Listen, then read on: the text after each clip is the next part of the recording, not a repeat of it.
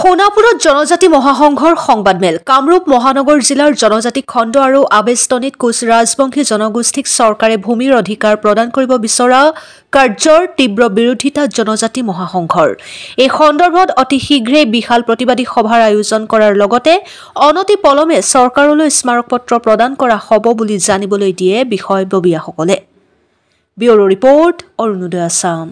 এই মুহূৰ্তত এটা কথাই স্পষ্ট যে চৰকাৰে জানুৱাৰী মাহতে যিখন নটিফিকেশ্যনৰ জৰিয়তে কামৰূপ মহানগৰ জিলাৰ বিশেষ কামৰূপ মহানগৰ জিলাৰ কোচ ৰাজবংশীসকলক ট্ৰাইবেল বেল্টত ভূমি অধিকাৰ দিয়া কথাটো কৈছে।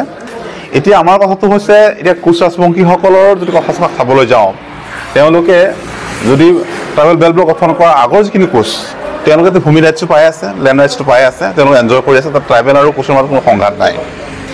তেনে ক্ষেত্ৰত চৰকাৰে নতুনকৈ আৰু কোচ ৰাজবংশীসকলক ভূমি অধিকাৰ দিব লাগে বুলি যিখন নটিফিকেশ্যন ওলাইছে, সেই নটিফিকেশ্যন কিছু বিচাৰ্য বিষয় চাবলগীয়া কথাটো। কাৰণ আমি বিচাৰিছোঁ যে ইয়াত থকা কোচসকলে লেণ্ড ৰাইটছটো এনজয় কৰি আছে, তাত আমাৰ ট্ৰাইবেলৰ কোনো আপত্তি নাই, ট্ৰাইবেলৰ আপত্তি কৰা কোনো সংঘাত নাই। এই মুহূৰ্তত কোচ আমাৰ শত্ৰু নহয় আৰু কোচৰ লগত ট্ৰাইবেলৰ কোনো সংঘাত আজিলৈকে আমি দেখা নাই আৰু ভৱিষ্যতে নহ'ব বুলি আমি কামনা কৰিছোঁ।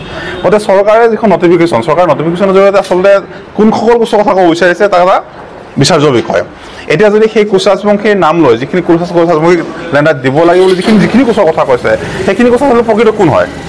কাৰণ ইয়াত থকা কোচটো লেণ্ড ৰাইট পায়ে আছে, পাই থকা কোচ ৰাজবংশীখিনি আকৌ লেণ্ড ৰাইট দিব লাগে কথাটো কি বুজালে আচলতে? তেওঁলোকে যদি ইয়াত থকা কোচবিলাকে যিখিনি কোচ খিলঞ্জীয়া কোচ বেল্ট গঠন কৰাৰ আগৰ পৰা যিখিনি কোচ ইয়াত বসবাস কৰি আছে, তেওঁলোকে লেণ্ড ৰাইট এনজয় কৰি আছে, তেনে ক্ষেত্ৰত আকৌ নতুনকৈ কোচক লেণ্ড ৰাইট দিব লাগে কথাটোৱে আমাৰ কিছু অলপ বুজাৰ অসুবিধা হৈছে। গতিকে আমি চৰকাৰক এই কথা স্পষ্ট কৰিবলৈ কৈছোঁ যে নটিফিকেশ্যনখন উল্লেখ কৰা যিখিনি কোচৰ কথা উল্লেখ কৰিছে, তেওঁলোকে কোনখিনি কোচৰ কথা ক'ব বিচাৰিছে? নহয় চৰকাৰ সহজতে এনেকৈ হ'ব পাৰে নেকি যে এই কোচ ৰাজবংশীৰ নাম লৈ বিভিন্ন অঞ্চলৰ পৰা, বিভিন্ন ঠাইৰ পৰা, বিভিন্ন জিলাৰ পৰা, বিভিন্ন ৰাজ্যৰ পৰা এই কোচ ৰাজবংশীৰ নাম লৈ ইয়াতে নতুন নতুন পুঁজিপটীয়া চৰকাৰী ষড়যন্ত্ৰৰ যোগেদি ট্ৰাইবেল বেল্টৰ মাটি তেওঁলোকে অধিগ্ৰহণ কৰাৰ চিন্তা কৰিছে নেকি? এই ধৰণৰ শংকা আমাৰ মাজত উপস্থিত আছে হৈছে। তাৰ কাৰণে ট্ৰাইবেল সংগঠনবিলাকে যিহেতু বেল্টবিলাকৰ প্ৰতি ভাবুকি আহিব বুলি শংকা কৰিছে, তেনে ক্ষেত্ৰত ট্ৰাইবেল সংগঠনবিলাকৰ প্ৰতিক্ৰিয়াটো স্বাভাৱিক কথা। তেনে ক্ষেত্ৰত আমি ট্ৰাইবেল সংগঠন হিচাপে বা মই ডিমৰীয়া নাগৰিক সমিতিৰ সভাপতি হিচাপে যে ট্ৰাইবেল ল'ৰা হিচাপে মই এটা কথা ক'ব বিচাৰিছোঁ যে ইয়াত থকা কোচৰ শংকিত হোৱাৰ কোনো কথা নাই। আমি সমিলমিলভাৱে ইয়াত থকা কোচ আৰু ট্ৰাইবেলবিলাক একেলগে আচলতে এই গোটেই নটিফিকেশ্যনখন সম্পৰ্কত এটা পৰ্যালোচনা কৰিব লাগে। তাৰ কাৰণে কোচ সংগঠন আৰু ট্ৰাইবেল সংগঠনৰ মাজত এটা উমৈহতীয়া মঞ্চ একেলগে বহাৰ পোষকতা কৰিছোঁ। মই ইতিমধ্যে কোচৰ 2 নেতৃস্থানীয় ব্যক্তিকো যোগাযোগ কৰিছোঁ।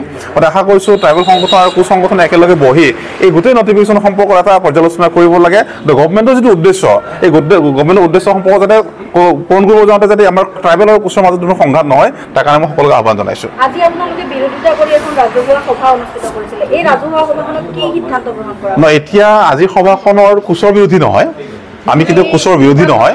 চৰকাৰৰ যিখন নটিফিকেশ্যন, চৰকাৰৰ নটিফিকেশ্যনৰ বিৰোধী আচলতে আমি সেইকাৰণে চৰকাৰৰ তাতে দাবী উত্থাপন কৰিছোঁ। এই নটিফিকেশ্যনৰ জৰিয়তে আচলতে কোনখনৰ কোচৰ কথা ক'ব বিচাৰিছে, কোনসকল কোচৰ কথা ক'ব বিচাৰিছে? কাৰণ কোচেতো লেণ্ড ৰাইট এনজয় কৰি আছে ইয়াতে, লেণ্ড ৰাইট এনজয় কৰি থকাৰ পিছত আৰু ভূমি অধিকাৰ দিব লাগে কথাটো কি বুজাব বিচাৰিছে?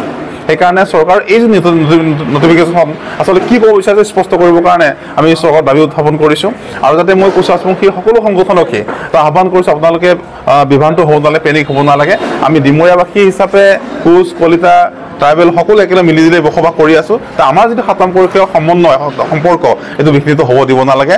চৰকাৰী ষড়যন্ত্ৰ যাতে আমাৰ 7 নম্বৰীয় সম্পৰ্কটো বিচ্ছিন্ন নহয়, তাৰ কাৰণে সকলোকে আহ্বান জনাইছোঁ। মই ট্ৰাইবেল সংগঠনবিলাকো কৈছোঁ যাতে সোনকালে কোচ ৰাজবংশী সংগঠনবিলাকৰ লগত একেলগে বহিব লাগে, বহি একেলগে এটা সমিলমিলভাৱে এটা সিদ্ধান্তলৈ যাব লাগে।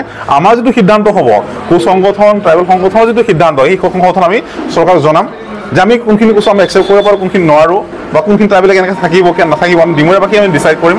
আৰু থকা কোচ, কলিতা